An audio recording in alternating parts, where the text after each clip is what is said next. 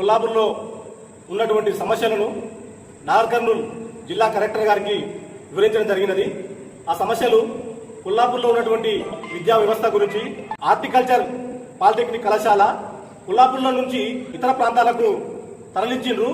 ఎలా తరలించిండ్రో అలాగే తీసుకురావాలని కొల్లాపూర్ స్థానిక మంత్రివర్యులు జూపల్లి కృష్ణారావు గారికి తెలియజేస్తూ అదే విషయాన్ని నాగర్ జిల్లా కలెక్టర్ గారికి తెలియజేయడం జరిగినది. అదేవిధంగా వైద్య వ్యవస్థ గురించి కొల్లాపూర్లో ఉన్నటువంటి వైద్యము గత 2-3 సంవత్సరాల నుంచి జూపల్లి కృష్ణారావు గారికి తెలియజేస్తూ సంబంధిత అధికారులకు తెలియజేసినా కూడా ఇంతవరకు దాని ముందుకు తీసుకుపోవడం లేదు. కొల్లాపూర్లో వైద్య వ్యవస్థ మాతా శిశు సంరక్షణ హాస్పిటల్లో వారానికి ఒక్కరోజు మాత్రమే ఆపరేషన్ చేస్తారట.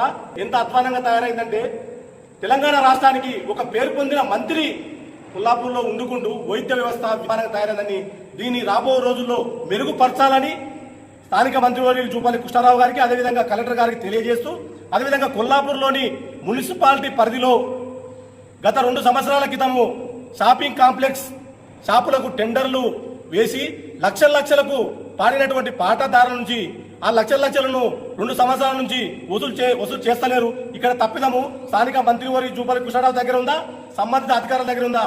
ఎవరెవరు మీరు మాట్లాడుకొని గత 2 సంవత్సరాల క్రితం లక్షలు పాడినటువంటి పాటలు డబ్బులను వసూలు చేసి ఆ షాపులకు రీటెండర్లు నిర్వహించాలని జూపల్లి కృష్ణారావు సార్ గారికి కలెక్టర్ గారికి వినతి పత్రాలు ఇవ్వడం జరిగినది.